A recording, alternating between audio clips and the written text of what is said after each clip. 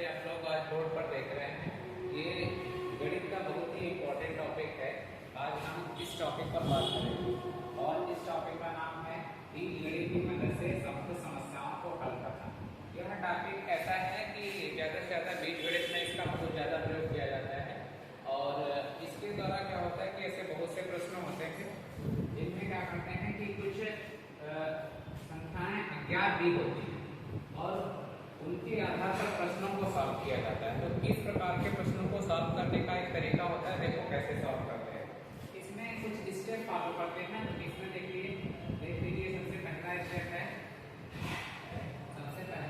है इसमें प्रश्नों को सावधानी से पढ़ते हैं। प्रश्नों को सावधानी से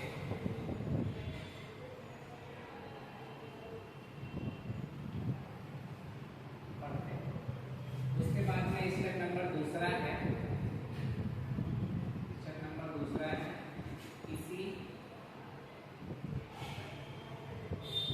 अज्ञात संख्या को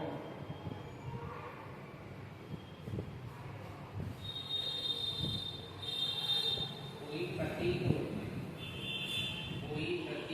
में लिखते हैं। और इसके बाद में हमारा तीसरा स्टेप होता है, स्टेप नंबर तीसरा है प्रश्न के अनुसार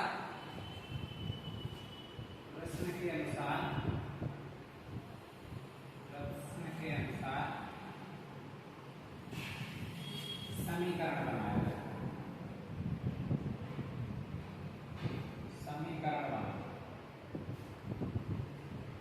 और स्टेप नंबर अगला है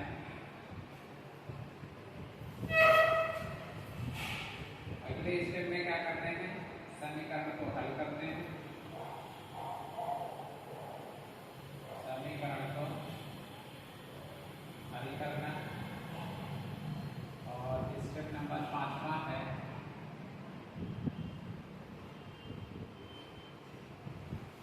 उत्तर प्राप्त करना। और अगला स्टेप हमारा होता है स्टेप नंबर 6 है उत्तर की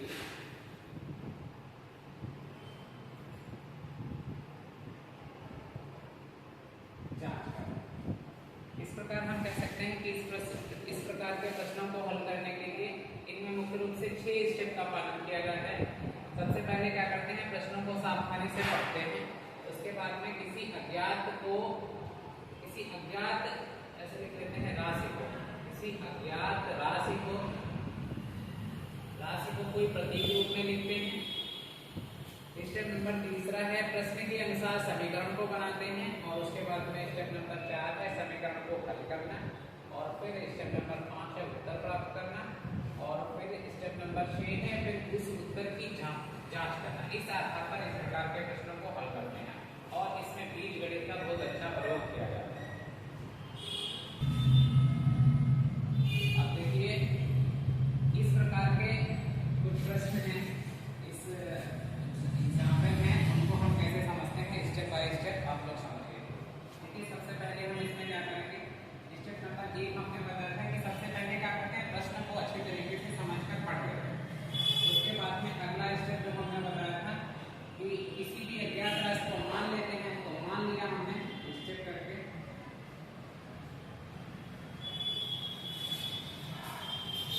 माना कोई संख्या x। स्टेप नंबर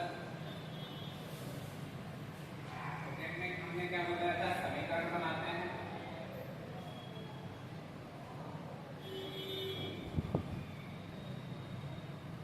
समीकरण कैसे बनाएंगे, किसी संख्या में 7 जोड़ने पर तो x + 7 जोड़ने पर 32 मिलता है। ये क्या बन गया समीकरण। यानी प्रश्न के अनुसार क्या है, किसी संख्या में 7 जोड़ दिया, मान लिया हमने संख्या x है तो x में 7 जोड़ दो तो कितना हो जाता है, 25 हो जाता है। अब उसके बाद में अगला स्टेप हमने क्या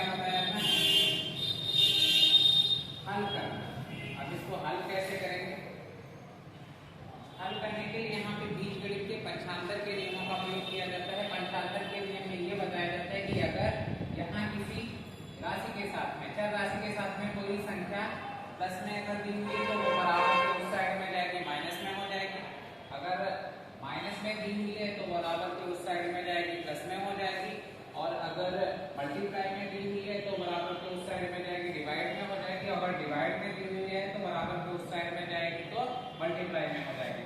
तो यहीं पर यहाँ पे क्या करते हैं, ये प्लस में दिया हुआ है इसको ऊपर ले जाएंगे तो ये माइनस में हो जाएगा, बराबर कितना आ गया, माइनस कर देंगे ये 18 आ गया, यानी 18 इसका क्या हो गया, आंसर आ गया। अब क्या करते हैं कि अगला स्टेप हमने क्या बताया था, आंसर लिखते हैं, उत्तर लिखते हैं। स्टेप नंबर 4 में अब उत्तर हमको मिल गया, उत्तर कितना मिला 18। अब हम क्या करते हैं, स्टेप नंबर 5 में उत्तर की जांच करते हैं, उत्तर की जांच। उत्तर की जांच करने के लिए देखो हम सबसे पहले क्या करेंगे, ये जो समीकरण आई थी उसमें हम LHS लिख लेंगे। LHS में क्या लिखा है, x + 7। अब यहाँ पे जो x की वैल्यू आई है ये वैल्यू यहाँ पे रखेंगे, तो x की वैल्यू रखने पर कितना हो जाएगा 18 + 7 बराबर कितना हो गया 25। और ये भी देखो वैल्यू कितनी किसकी दी हुई है, RHS की दी हुई है, तो यानी ये वैल्यू मिल गई RHS की। इस प्रकार हम कह सकते हैं कि LHS बराबर RHS, यानी कहने का मतलब ये है कि x बराबर जो 18 वैल्यू आई है वो इस सवाल को संतुष्ट करेगी, यानी यही इसका क्या हो जाएगा, एक हल हो जाएगा। इस प्रकार के प्रश्नों को हम आसानी से समझ सकते हैं और हल कर सकते हैं। अब देखिए हमारा अगला क्वेश्चन है कि एक संख्या का 2 उससे 4 कम है, वह संख्या ज्ञात कीजिए। इसमें देखिए क्या करेंगे, वही हमने बताया था कि पहले स्टेप में सबसे पहले क्या करते हैं, प्रश्न को पढ़ लेते हैं, फिर अगले स्टेप से क्या करते हैं, फिर हमने बताया था कि अज्ञात राशि है उसको मान लेते हैं, तो हमने मान लिया माना संख्या x है। उसके बाद में स्टेप नंबर 2 में हमने बताया था कि समीकरण बनाते हैं, प्रश्न को सावधानी पूर्वक पढ़कर समीकरण बनाएंगे। एक संख्या का 2 गुना उससे 4 कम, एक संख्या का 2 गुना मतलब हमने संख्या मान ली x, तो उसका 2 गुना कितना हो गया 2x, उस संख्या से 4 कम है तो x - 4 लिखेंगे। ये समीकरण बन गई। अगले स्टेप में हमने क्या बताया था कि इस समीकरण को हल करेंगे। अब हल करें, हल करने के लिए हमने क्या बताया था, पक्षांतर के नियम लगाते हैं। इसमें जो चर राशियां हैं दोनों को एक साइड में कर लेते हैं, ये इधर आएगा तो माइनस में हो जाएगा, बराबर इधर माइनस का 4, ये 2x से x के कितना x बराबर -4, यानी ये इसका उत्तर मिल गया। यानी अगले स्टेप में यही होता है कि हमें क्या करना होता है, आंसर ज्ञात करना होता है। अब उत्तर हमें कितना मिल गया -4। अब अगले स्टेप में हमने क्या कहा था कि अगले स्टेप में क्या करते हैं, उत्तर की जांच करते हैं, उत्तर की जांच। अब उत्तर की जांच देखो कैसे करेंगे, LHS लिखेंगे, समीकरण से LHS लिखेंगे। LHS की वैल्यू कितनी है 2x, यहाँ पे जो हमने x का वैल्यू निकाला था वो रख देंगे, 2 × -4 इसकी मल्टीप्लाई हो जाएगी, यहाँ पे प्लस माइनस की गुणा क्या हो जाएगी माइनस, माइनस का हो जाएगा। और यही देखिए यहाँ पर आप दोबारा RHS की वैल्यू निकालेंगे, यहाँ पे क्या है डायरेक्ट RHS की वैल्यू निकलेगी। अब यहाँ पे RHS में जो दिया हुआ है उसकी वैल्यू निकालेंगे x - 4। अब यहाँ पे x की वैल्यू फिर से रखेंगे तो कितना हो जाएगा -4 और -4। अब जब दोनों माइनस माइनस के होते हैं तो दोनों ऐड हो जाते हैं और साइन किसका रहेगा माइनस का रहेगा। यहाँ पे देखिए LHS बराबर हो गया RHS, LHS बराबर RHS, यानी कहने का मतलब है कि जो वैल्यू हमने x की निकाली उसके अकॉर्डिंग LHS बराबर RHS है, तो यही इसका सही जवाब है। अब देखिए अगला हमारा सवाल है कि 5 पुस्तकों का मूल्य 7 पुस्तकों के मूल्य से 14 कम है, एक पुस्तक का मूल्य क्या है। अब इस प्रश्न में भी हमने देखा है कि सबसे पहले क्या किया,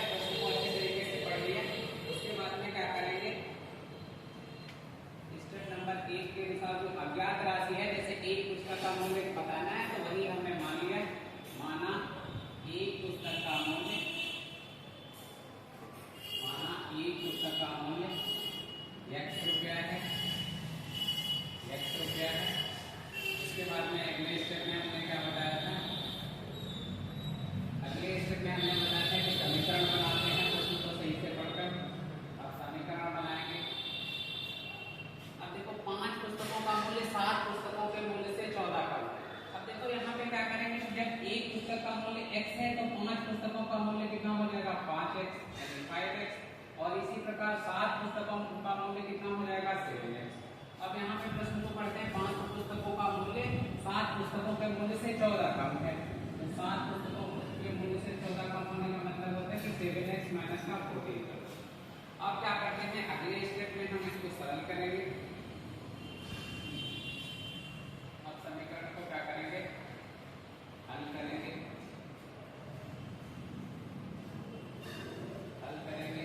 अब यहाँ पे हमने क्या बताया था कि सबसे पहले पक्षांतर करेंगे। ये माइनस का 14 है, ये इस साइड में लाएंगे तो प्लस का हो जाएगा और ये उस साइड में ले जाएंगे तो माइनस का हो जाएगा और इसको माइनस कर देंगे। 7x से 5x का 2x और इधर कितना है 14। यहाँ से देखिए फिर पक्षांतर करेंगे, यहाँ से ये इसके साथ मल्टीप्लाई में है, इधर आएगा तो डिवाइड में हो जाएगा 14/2 और इसको डिवाइड कर देंगे कितना आ जाएगा, यानी x की वैल्यू 7 आ गई। यानी ये हो गया इसका आंसर। स्टेप नंबर 4 क्या हो गया इसका उत्तर कितना मिल गया हमको 7। अब अगले स्टेप में क्या करेंगे हम आंसर की जांच करेंगे। स्टेप नंबर 5 में क्या करेंगे उत्तर की जांच करेंगे।